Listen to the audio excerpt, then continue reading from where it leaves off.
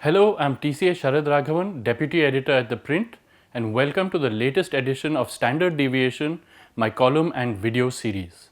This time around, I'm going to be talking to you about my latest column on how a Blinkit-like approach to reducing costs is hurting the economy and the workers. Instead, the company should innovate and try to increase its revenue. Companies like Blinkit might be following a tried and tested technique of slashing salaries to reduce costs, but the best approach for all concerned, including the company itself, is a reorientation towards increasing revenues rather than decreasing costs. That is, instead of cutting salaries, get more out of the workers. Now, this is where the innovation is needed to figure out how to do this without simply working the employees harder. Because it's very easy to turn exploitative, but we obviously don't want that. 2 weeks ago, this column argued that we need to include labor innovations in our conversations about innovation and R&D. This does not mean that we shouldn't research cutting-edge technology and software. As I'll go on to argue, if we are going to invest in such technology and software, that investment needs to be in labor-oriented applications of them. Let's start with a little bit of basic economics. There exists a metric called the capital-labor ratio. This is, in essence, the amount of capital used in an economy or a company per unit of labor that's employed. In other words, it measures the capital intensity of that economy or company. Broadly, the endeavor has been to increase capital intensity because it is considered more cost effective to invest in more capital than in employing more labor. This can work in most countries, but India is not most countries. Our population is such that we cannot blindly emulate the developed countries. Our solutions can't be to reduce the amount of labor we employ.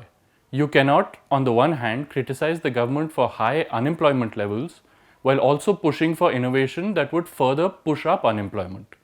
In India, we need something along the lines of a labor capital ratio instead of a capital labor ratio. This labor capital ratio would measure how much labor is being employed per unit of capital. The idea behind investments in R&D should be to increase profits by increasing this ratio. That is, companies need to figure out ways to make more money while employing more people. That would be useful innovation. Now, in the previous installment of this series, I had mentioned Blinkit as an example of innovations in how labor is deployed. The timing of this proved unfortunate given the troubles the company is currently having. But it is these troubles that actually show how important the targeting of innovations is. Blinkit's troubles right now arise from the fact that it has slashed what it pays delivery partners from rupees 25 to rupees 15 per delivery. The delivery partners, rightfully so, have gone on strike. Blinkit shouldn't be looking at only decreasing costs. Instead, a little bit of investment and innovative thinking can help it increase revenues at the same cost. Anecdotal evidence and observation shows that a large proportion of orders placed on these quick delivery apps take place in the morning and in the evening. It's very easy for these companies to figure out which periods of the day are the busiest.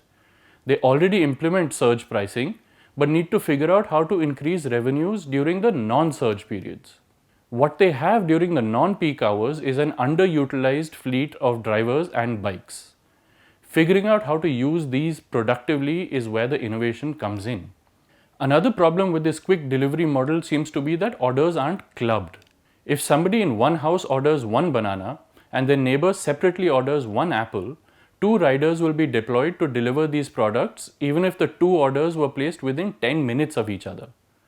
This seems incredibly inefficient, but it's also an example of how mistargeted R&D can lead to less than optimal outcomes. The easiest solution here would be to invest in a software that can efficiently track orders, locations, and the drivers available in such a way that a single driver can deliver multiple orders. Amazon deliveries are already done this way. But this won't be the most efficient as per the labor capital system that India needs, since it would still reduce the number of delivery drivers that are needed. Instead, we need innovation in the way we think about the problem. A knee-jerk, reduce costs approach isn't the way. A major inefficiency in delivery models is that the rider must return from the delivery location empty-handed. That is, the return trips earn neither the driver nor the company any money. We need innovation to rectify this problem. For example, what happens if delivery apps tie up with cab aggregators? On the way back, the delivery driver can drop a person who needs to get to the vicinity of the warehouse for a fee, of course.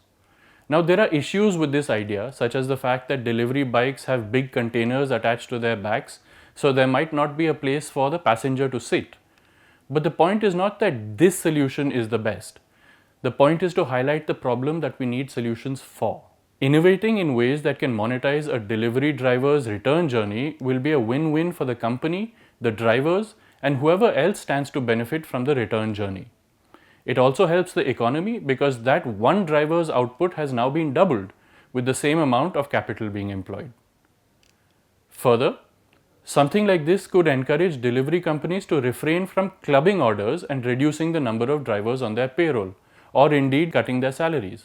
Now, this is at the company level. At a larger government policy level, there are an increasing number of ways that R&D in things like artificial intelligence can lead to a more efficient deployment of labor and increase employment overall. A huge problem in India is the huge mismatch between the demand and supply of skills. This seems like a problem almost designed for AI to fix. Concerted investments can be made to develop a dynamic software that can predict to a high level of accuracy the skills that will be needed 5 years in the future. So, at a time when students graduate from school, they can be told what are the jobs that are likely to be in high demand in 5 years, and so then they can make informed choices about what they want to study in college. Along with this, AI can be used to design syllabi that are actually useful, including adding vocational training based on its analysis of what skills are needed. Again, the exact details of the solution aren't as important as identifying the problem. We need to align our teaching to the country's requirements in a near real-time manner because at the moment, unemployable students are graduating every year. This is where innovation and investment in R&D is needed. Rather than recoiling from the idea that sheer capital-focused innovation isn't the way forward, Indian policymakers and economic commentators would do well to push themselves beyond the conventional. Perhaps the first level of innovation needed is in their thinking. That's all I have for you this time. Thank you so much for watching.